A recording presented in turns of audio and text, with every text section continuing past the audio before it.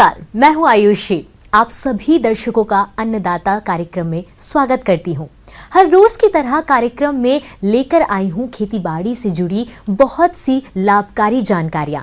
तो चलिए सबसे पहले देखते हैं क्या है विशेष आज के कार्यक्रम में। सोयाबीन की खेती करके किसान कमा सकते हैं अच्छा मुनाफा। टमाटर की खेती से अच्छी आय कमा रहे सफल किसान से मुलाकात।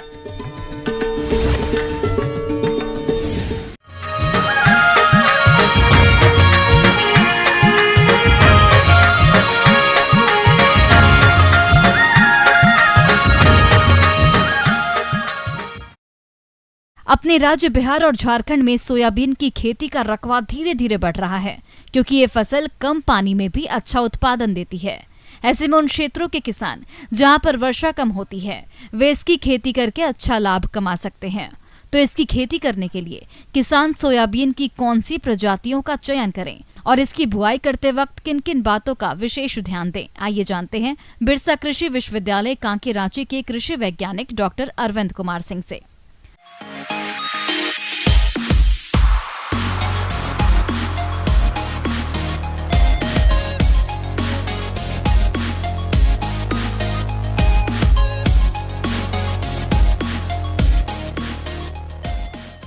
किसान भाइयों नमस्कार। आज हम लोग सोयाबीन की वैज्ञानिक खेती के बारे में बात करेंगे। तो जैसा कि आप जानते हैं कि सोयाबीन एक तिलहनी फसल है जो जिसमें कि करीब 18 से 20% तेल और 40 से 45% तक प्रोटीन पाया जाता है। वेजिटेरियन सोर्स में ये सबसे ज़्यादा प्रोटीन सोयाबीन में ही पाया जाता है, जिसे भारत की जनसंख्या जो है वो ज़्यादा जो है वेजिटेरियन है और वो प्रोटीन का सोर्स सोयाबीन में बहुत ज़्यादा है। इसलिए किसान भाइयों को सोयाबीन की खेती से अच्छी आमदनी प्राप्त होती है और इसका तेल भी अब जो है लोग ज़्यादा उपयोग करने लगे हैं। तो हम लोग सब इसकी खेती के बारे में आज बात करेंगे। भूमि चयन सोयाबीन की खेती के लिए गर्म और नम जलवायु अच्छी रहती है। इसकी खेती के लिए उचित तापमान 26 से 32 डिग्री सेल्सियस उपयुक्त होता है। सोयाबीन की खेती के अच्छे जल निकास वाली दोमट भूमि जिसका पीएच मान 6 से 7.5 हो वो अच्छी रहती है। खेत की तैयारी, सबसे पहले खेत की मिट्टी पलटने वाले हल से गहरी जुताई कर दी जाती है। जुताई के बाद खेत को कुछ दिन के लिए ऐसे ही खुला छोड़ देते हैं। खेत की पहली जुताई के बाद खेत में 20 से 25 गाड़ी पुरानी गोबर की खाद को प्रति हेक्टेयर के हिसाब से डालकर खेत में मिला देते हैं। इसके बाद खेत की 2 से 3 जुताई कल्टीवेटर से करते हैं। इससे खेत की मिट्टी भुरभुरी हो जाती है और मिट्टी के भुरभुरा होने के बाद उसमें पाटा लगाकर खेत को समतल करते हैं। उसके बाद आता है हम लोगों का फर्टिलाइजर मैनेजमेंट, न्यूट्रिएंट मैनेजमेंट। तो जैसा कि आप जानते हैं कि ये एक तिलहनी फसल है और लेग्यूमिनस क्रॉप है। ये अपने नाइट्रोजन का उपयोग जो है आप खुद कर लेती है, लेकिन हमको इसमें फास्फोरस ज़्यादा डालना पड़ता है। तो इसलिए हमको जो है 60 से 80 किलोग्राम फास्फोरस की आवश्यकता पड़ती है। आपके सॉइल के हिसाब से, जो सॉइल हेल्थ कार्ड बना हुआ है उस हिसाब से देख करके 60 से 80 किलोग्राम फास्फोरस, 20 से 25 किलोग्राम नाइट्रोजन और 40 किलोग्राम पोटास की आवश्यकता होती है। उसके अलावा आपको 20 से 30 किलोग्राम सल्फर अवश्य डालना चाहिए। सल्फर डालने से क्या होता है कि ये एक अब तिलहनी फसल के रूप में उपयोग किया जा रहा है, तो इसमें तेल का कंटेंट बढ़ जाता है। तो सल्फर जरूर डालना चाहिए और उसको सारे जो फर्टिलाइजर हैं उनको बुआई के समय में ही डालना है। जैसे और अन्य फसलों में जो है टॉप ड्रेसिंग करते हैं, बाद में उपयोग करते हैं, लेकिन सोयाबीन में ऐसा नहीं है। उसको आपको बुआई के समय में ही उपयोग करना है। उसके बाद आता है हम लोगों को प्रभेदों का चयन, वेराइटीज। तो जैसा कि जानते हैं कि बिरसा कृषि विश्वविद्यालय ने 4 वेराइटी सोयाबीन की निकाली है। बिरसा सोयाबीन 1, बिरसा सोयाबीन 2, 3 और 4। 3 और 4 अभी बहुत जल्दी निकली हुई प्रभेद हैं और जितना नया प्रभेद आप उपयोग करेंगे आपको जो आपका उपज है वो उतना ही ज़्यादा होगा। इसके अलावा नेशनल लेवल पर भी बहुत सारी वेराइटी निकली हैं, जैसे RSC 1046, JS 335, JS 16-116, 20-116, इस तरह की जो नई उन्नत प्रभेद निकली हैं उनसे जो है किसान भाई अधिक लाभ प्राप्त कर सकते हैं। जैसे पहले GS 335 बहुत पुरानी वैरायटी है, लेकिन किसानों के बीच में अभी भी ये बहुत पॉपुलर वैरायटी है, लेकिन उससे भी बहुत अच्छी वैरायटी अभी आ गई हैं। तो किसान भाइयों को हम ये सलाह देंगे कि कम से कम जो नई प्रभेद निकली हैं उनका उपयोग ज़्यादा से ज़्यादा करें, इससे उनको उपज ज़्यादा होगी। बीज की मात्रा। सोयाबीन की बुआई के लिए हमेशा प्रमाणिक बीज ही उपयोग में लेना चाहिए। सोयाबीन की बुआई के लिए बीज की मात्रा का निर्धारित दानों के आकार के अनुसार करें। छोटे दाने वाली प्रजातियों के लिए बीज की मात्रा 60 से 70 किलोग्राम प्रति हेक्टेयर और बड़े दाने वाली प्रजातियों के लिए बीज की मात्रा 80 से 90 किलोग्राम प्रति हेक्टेयर की दर से डालते हैं। तो इसमें सबसे पहले हमको ये करना है कि बैबिस्टिन और थीरम 1.5 ग्राम प्रति किलोग्राम बीज के दर से उसका जो है हम लोगों को सीड ट्रीटमेंट करना है। उसके बाद 5 ग्राम राइजोबियम प्रति किलोग्राम बीज के दर से उसका ट्रीटमेंट कर देने से हमें जो है बहुत अच्छी उपज प्राप्त होती है। ऐसे किसान भाई जो पहली बार सोयाबीन की खेती कर रहे हैं उनको राइजोबियम कल्चर से सीड ट्रीटमेंट करना बहुत ही आवश्यक है, क्योंकि उनके खेत में राइजोबियम बैक्टीरिया नहीं होने से उनको उपज में बहुत ज़्यादा नुकसान होगा, इसलिए वो राइजोबियम का ट्रीटमेंट जरूर करें। उसके बाद जो है प्रभेद के चयन के बाद हम लोग लगाने का तरीका, तो सोयाबीन जैसा बोलते हैं कि टाण में लगाते हैं और उसके जब खेत तैयार हो जाता है तो उसके बाद उसको हम 45 सेंटीमीटर के रो टू रो डिस्टेंस और 10 centimetre plant to plant distance पे इसका हम लोग बुआई करते हैं। अगर किसान भाइयों के पास लेबर की कमी है या समय नहीं हो पा रहा है तो केमिकल की भी उपयोग किया जा सकता है।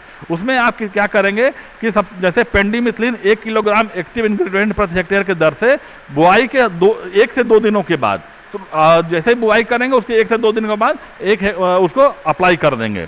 उसके बाद आता है खरपतवार नियंत्रण। जैसा कि आप जानते हैं कि बरसात के दिनों में जो खरीफ फसल होती हैं उसमें खरपतवार का बहुत बड़ा प्रॉब्लम है, और अगर हम खरपतवार नियंत्रण नहीं करते हैं तो 40 से 50% तक जो है हमारा यील्ड कम हो जाएगा, जो उपज है वो 50% तक कम हो सकती है। इसलिए हमको जो है खरपतवार पर विशेष ध्यान देना होगा। तो उसके लिए क्या है कि जैसे आपने गर्मी की जुताई की हो तो अच्छी बात है, उसके बाद जैसे ही हमारी फसल 20 दिनों को होती है तो अगर किसान भाई के पास टाइम है तो उसका निकाई गुड़ाई कर दें, एक 20 दिन के बाद और एक 40 दिन के बाद, 2 ही बार निकाई गुड़ाई करनी है। उसके बाद आपको कुछ नहीं करना पड़ेगा, वो अपना कवर कर लेता है। ये थी कुछ उपयोगी जानकारियां। अब लेते हैं एक छोटा सा ब्रेक, जल्द लौटेंगे और जानेंगे आगे के कार्यक्रम में क्या है महत्वपूर्ण जानकारियां। बने रहिए हमारे साथ।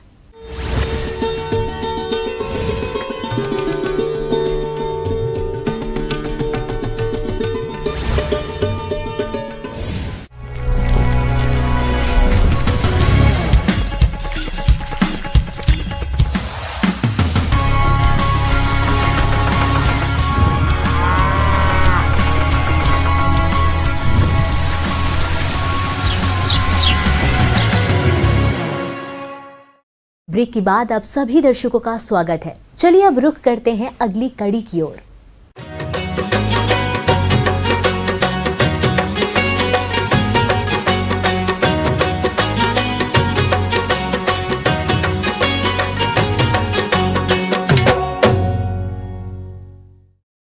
किसान भाइयों, टमाटर की बाजार में अधिक मांग रहती है और जैसा कि अभी टमाटर का बाजार भाव अच्छा चल रहा है, यदि इसकी खेती सही तरीके से की जाए तो इससे मोटी कमाई हो सकती है।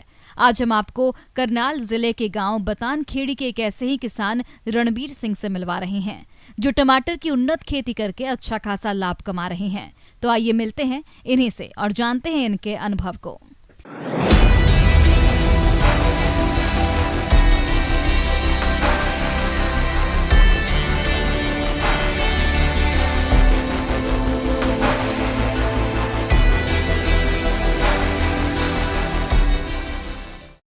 हम टमाटर की खेती पिछले 3 या 4 वर्षों से कर रहे हैं और पिछले 3-4 वर्षों में अब के हमने खेती को थोड़ा और हाईटेक करने का प्रयास किया।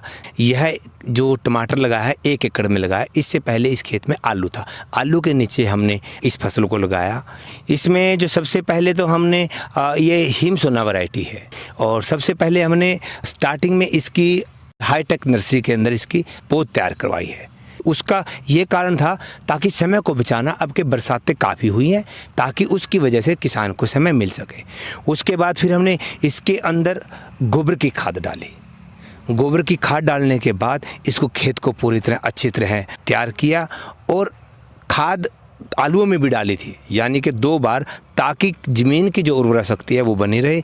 उसके बाद फिर इसकी अच्छी तरह बाई करने के बाद फिर इसके पूरे के पूरे खेत की बेडिंग की गई और इसमें जो डिस्टेंस किया गया, जो बीच में इसमें किस प्रकार से बीच में इसको तोड़ाई के लिए जो रास्ता छोड़ा गया और जो पानी वाली लाइन है वो इसमें अलग से छोड़ी गई है। और यह पहली बार हम लोगों ने बांस और तारों के साथ खेती शुरू की है। ये इसलिए बांधे हैं क्योंकि जब ये प्लांट होता है नीचे फैलता है, हवा नहीं लगती, क्योंकि हर प्लांट को भी जो चीज़ें इंसान को चाहिए, धूप चाहिए, वायु चाहिए, और नीचे जब पानी आते हैं तो पानी में इसके अंदर लग जाते, हवा नहीं लगती, बीमारी आने का प्रकोप ज़्यादा होता है। तो इसीलिए है सीधा ऊपर जाने से उत्पादन तो बढ़ेगा ही और बीमारियों का बचने की भी संभावना ज़्यादा रहती है, तो क्वालिटी फूड भी तैयार होता है। किसान भाइयों, टमाटर फसल की अच्छी बढ़वार और अधिक उत्पादन के लिए ये किसान भाई NPK 2 लीटर का प्रति एकड़ में छिड़काव करते हैं और ये छिड़काव खड़ी फसल में 2 बार में करते हैं। और उसके बाद इसमें एक तो सुंडी का प्रकोप रहता है, जैसे ही हीट बनती है, गर्मी बढ़ती है, उस दौरान आसपास की सुंडी का प्रकोप सबसे ज़्यादा इसके ऊपर आता है। दूसरा इसमें थ्रिप्स का भी जो प्रकोप आता है। इसमें हम ऑर्गेनिक ही दवाई का इस्तेमाल करते हैं। सुंडी के लिए भी जो ऑर्गेनिक दवाई है, ग्रीन, नीम ऑयल भी हम लोग करते हैं इसके ऊपर। और तीसरा इसमें जो सूखने की जो बीमारी है वो भी आती है, तो जहाँ जिससे ये पत्ता उसको सूख जाता है, तो इसलिए इसको समय समय पर इसका तुरंत प्रिकॉशंस हम लोग करते हैं और समय समय पर इसका प्रबंधन है वो भी करते हैं। और तकरीबन अब के 1 लाख रुपया हमारा इसके ऊपर खर्च आया है अभी स्टार्टिंग में। मार्केट अभी करनाल भी चला जाता है और कुरुक्षेत्र में भी इसको हम लोग ले जाते हैं। किसान भाइयों, यदि इन किसान की कुल आय व्यय की बात करें तो ये अपने 1 एकड़ प्रक्षेत्र पर लगी टमाटर की फसल की अभी तक 15 तुड़ाइयां कर चुके हैं, जिससे ये कुल 44 कुंतल उपज ले चुके हैं। और जहां तक बाजार भाव की बात है तो इन्हें औसतन 28 रुपए प्रति किलो के हिसाब से बाजार भाव मिला। इस तरह अभी तक इन्हें 15 तुड़ान से लगभग 1,23,200 रुपए की कुल आमदनी हुई। और जहां तक लागत खर्च की बात है तो पौध तैयारी, खेत की तैयारी, खाद उर्वरक, फसल सुरक्षा उपाय, तुड़ाइयां और परिवहन इत्यादि को मिलाकर कुल खर्चा 1 लाख रुपए तक का आ जाएगा। इस तरह इन्हें 15 तुड़ान से अभी तक 23,200 रुपए का कुल शुद्ध मुनाफा हुआ। किसान भाइयों, इन किसान भाई को आगे चलकर इस फसल से औसतन 60 से 65 कुंतल और उत्पादन मिलने की संभावना है, जिससे कि इनका कुल शुद्ध मुनाफा और बढ़ेगा। बस मैं तो किसान को यही मैसेज देना चाहता हूँ कि सबसे बड़ा टाइम मैनेजमेंट है, क्योंकि मैं भी पिछले 2 साल मैंने टमाटर लगाया, लेकिन रेट को लेकर थोड़ा सा क्राइसिस रहा। लेकिन सरकार अभी आगे बढ़ रही है, जिस प्रकार से जो FPOs बन रहे हैं, मेरा ये ज़रूर एक अनुरोध है कि जो सोसाइटीज़ हैं, ग्रुप्स हैं, जब तक किसान ग्रुप्स में नहीं आएंगे, ग्रुप से इंफ्रास्ट्रक्चर नहीं बनेगा और वो स्टोर नहीं बनेंगे। जैसे कि एक समय ऐसा आता है कि हमारे पास प्रोडक्शन बल्क में हो जाता है, लेकिन एक समय आता है वो नहीं होता, क्योंकि उत्पादन किसान के हाथ में नहीं है, वो मौसम, टेम्परेचर, ये कुदरत के हाथ में। लेकिन हम उसको थोड़ा आगे पीछे ले जा सकते हैं। कंज्यूमर्स भी हम लोग हैं, उनके साथ भी ये चीज़ सही समय पर पहुँचे, लेकिन समय के हिसाब से थोड़ी खेती करिए और उसको अच्छी खेती करिए। आगे और भी है कुछ रोचक जानकारियां, पर यहाँ पर रुकेंगे एक और ब्रेक के लिए। जल्द हाजिर होते हैं।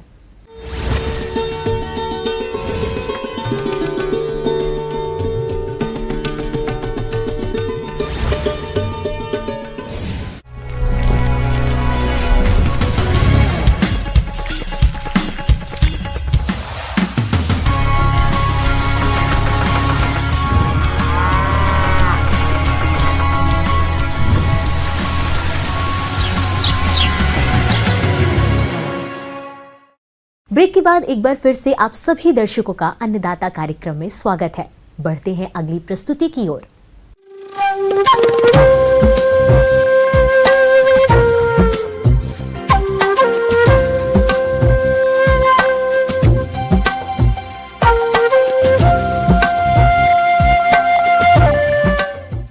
मौसम के अनुसार प्रबंधनों पर ही टिकी है आपकी खेतीबाड़ी, इसलिए मौसम पूर्वानुमान और उस पर आधारित साप्ताहिक कृषि सलाह इस प्रकार है।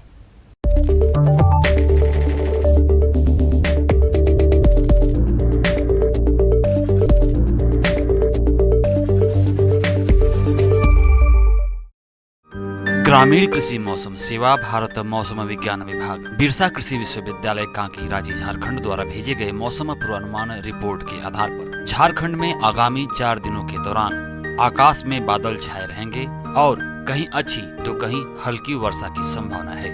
इन 4 दिनों के दौरान अधिकतम तापमान 33 से 36 डिग्री सेल्सियस और न्यूनतम तापमान 20 से 22 डिग्री सेल्सियस रहने की संभावना है। ऐसे में इन क्षेत्रों के किसान भाइयों को सलाह दी जाती है कि किसान भाई ऊपरी और मध्यम जमीन में विभिन्न फसलों की बुआई का कार्य जारी रखें। बीज बोने के पहले अनुशंसित फफूंदनाशी दवा से अवश्य बीजों को उपचारित कर लें। अगर खेत में दीमक का प्रकोप अधिक हो तो मिट्टी में नीम अथवा करंज की खली अच्छी तरह से मिला दें और बीज को बोने से पहले कीटनाशी दवाओं से उपचारित अवश्य करें। दलहनी फसल के बीज को राइजोबियम कल्चर से उपचारित अवश्य करें। धान की फसल को छोड़कर अन्य सभी फसलों की बुआई मेड़ बनाकर ही करें। रोपा धान वाले खेतों में जल जमाव के लिए मेड़ को दुरुस्त रखें और विभिन्न सब्जियों एवं फसलों के खेतों में जल निकास की उचित व्यवस्था बनाए रखें। धान की बीज स्थली में समुचित नमी बनाए रखें और बीज स्थली के चारों तरफ जल निकास के लिए बनाई गई नालियों को दुरुस्त रखें। पहले से उगाए गए 10 से 12 दिनों के बिचड़े में यूरिया का बुरकाव 2 किलोग्राम प्रति 100 वर्ग मीटर क्षेत्रफल की दर से करें और यूरिया के भुरकाव से पहले मिट्टी में उपलब्ध नमी का अवश्य ध्यान रखें। जो किसान भाई अभी तक बिचड़ा तैयार करने के लिए बीज स्थली में बीज नहीं डाल पाए हैं, वे 3 से 4 दिनों के अंतराल पर क्रमशः 3-4 किस्तों में बीज बोएं और बीज स्थली को जमीन की सतह से थोड़ी ऊपर बनाएं। अरहर की उन्नत किस्मों की बुआई कतार में 25 से 30 सेंटीमीटर की दूरी पर करें और 2 कतारों के बीच की दूरी 75 सेंटीमीटर रखें। 1 एकड़ में खेती करने के लिए 8 किलोग्राम बीज की आवश्यकता होती है। बोने से पहले बीज को राइजोबियम कल्चर के साथ उपचारित कर लें। मड़ुआ की खेती सीधी बुआई के साथ साथ रोपा विधि से भी की जा सकती है। रोपा विधि से खेती करने पर उपज अच्छी मिलती है, अतः किसान भाई इसका बिचड़ा तैयार करने के लिए बीज को बीज स्थली में गिराएं और बीज स्थली के सतह को जमीन की सतह से थोड़ी ऊपर रखें। 1 एकड़ में खेती करने के लिए 3.5 से 4 किलोग्राम बीज की आवश्यकता होती है। सोयाबीन की उन्नत किस्मों की बुआई कतार से कतार 15 सेंटीमीटर की दूरी पर करें और 2 कतारों के बीच की दूरी 45 सेंटीमीटर रखें। 1 एकड़ में खेती करने के लिए 30 से 32 किलोग्राम बीज की आवश्यकता होती है। मकई की मध्यम अवधि वाली किस्म का चुनाव सिर्फ हरा भुट्टा की खेती के लिए करें और कम अवधि वाली किस्म का चुनाव दाना के लिए करें। बीज को कतार में 25 सेंटीमीटर की दूरी पर बोएं और 2 कतारों के बीच की दूरी 75 सेंटीमीटर रखें। फसल में खरपतवारों को नियंत्रित रखने के लिए बुआई के 2 से 3 दिनों के बाद खरपतवारनाशी दवा एट्राजिन का छिड़काव 4 ग्राम प्रति लीटर पानी के हिसाब से घोलकर करें। मूंगफली की गुच्छे वाली किस्म की बुआई 10 सेंटीमीटर पौधा से पौधा और 30 सेंटीमीटर कतार से कतार की दूरी पर तथा फैलने वाले किस्मों की बुआई 15 सेंटीमीटर पौधा से पौधा और 45 सेंटीमीटर कतार से कतार की दूरी पर करें। 1 एकड़ में खेती करने के लिए गुच्छे वाले किस्म के लिए 30 से 35 किलोग्राम और फैलने वाले किस्म के लिए 30 किलोग्राम बीज की आवश्यकता होती है। ऊपरी खेतों में ली जाने वाली फसलों में अरहर, उड़द, मंडुआ, ज्वार आदि की खेती को प्राथमिकता दें और जो किसान भाई ऊपरी खेतों में धान, मकई या मूंगफली की खेती करना चाहते हैं वे इसकी अंतर्वर्तीय खेती अनुशंसित विधि से अरहर फसल के साथ करें। जो किसान भाई बगीचा स्थापित करना चाहते हैं या कुछ फल अथवा लकड़ी का पौधा लगाना चाहते हैं और अभी तक गड्ढा नहीं खोद पाए हैं वे अविलंब गड्ढा खोदें और 2 गड्ढों के बीच की दूरी फल या लकड़ी के वृक्ष के लक्षण के अनुसार रखें। बंजर भूमि को उपजाऊ बनाने के लिए फल वृक्ष या दरख्त वाले पेड़ को लगाना चाहिए। जिन किसान भाइयों को नए फल के पौधे तैयार करने हों वे उनमें कलम बांधने के लिए रिंग कर दें। यह काम अमरूद और लीची के पेड़ों पर करें।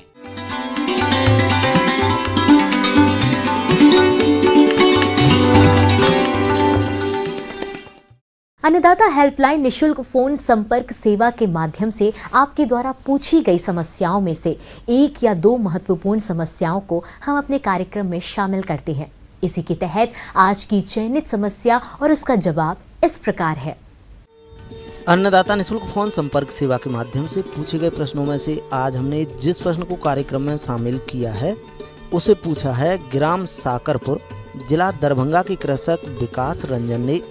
ये मक्का की बुवाई तकनीक के बारे में संपूर्ण जानकारी चाहते हैं। तो विकास रंजन जी, आपकी जानकारी के लिए प्रस्तुत है कार्यक्रम का ये अंश।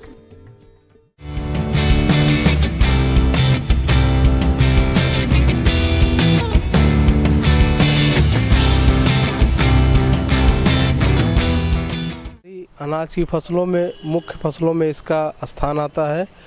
तो अभी जो हमारे किसान भाई बिहार में हैं, इनमें प्रमुख मक्का की बुआई 1 जून से लेकर और 30 जून तक की जाती है, जो ये उपयुक्त समय है। लेकिन कुछ किसान भाई अगर उसको थोड़ा सा लेट लगाना चाहें तो 15 जुलाई तक लगा सकते हैं। अगर हम भूमि की तैयारी की बात करें तो हम किसान भाइयों को ये विशेष ध्यान देना चाहिए कि जो हमारी फसल होती है उस फसल को बहुत भुरभुरी मिट्टी चाहिए। जब भुरभुरी मिट्टी रहती है तो बाद में हमको जोत कोल करने के लिए उसमें आसानी रहती है।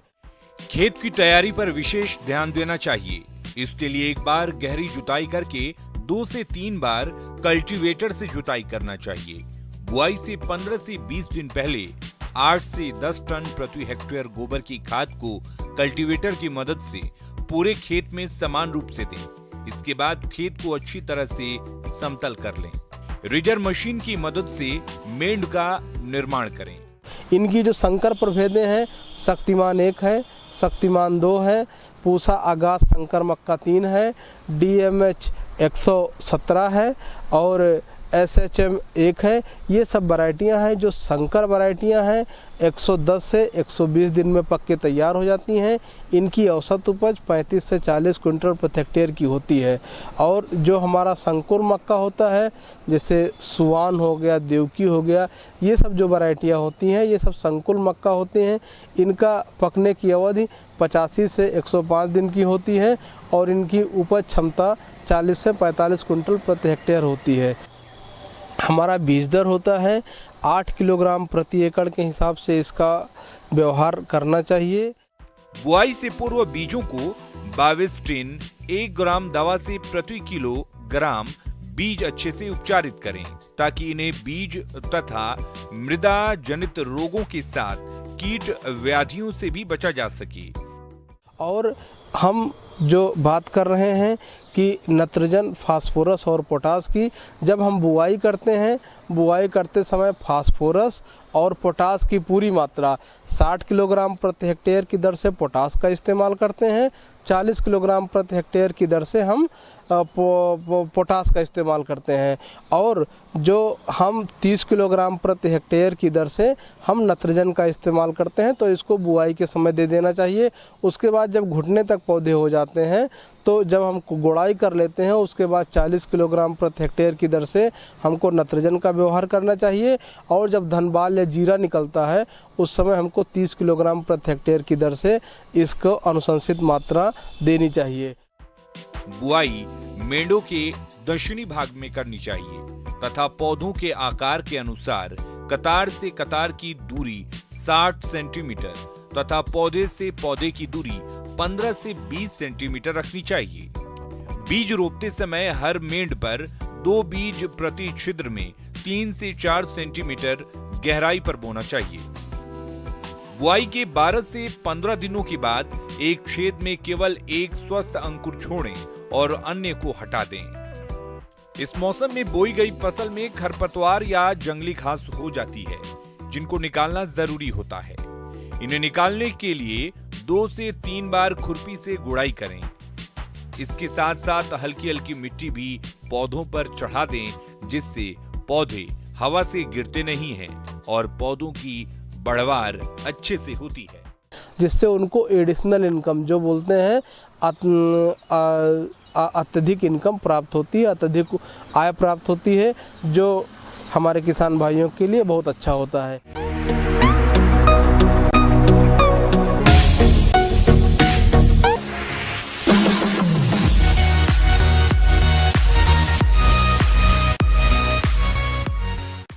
राज्य की विभिन्न मंडियों में कृषि उत्पादों के चढ़ते उतरते बाजार भाव की संक्षिप्त जानकारी इस प्रकार है।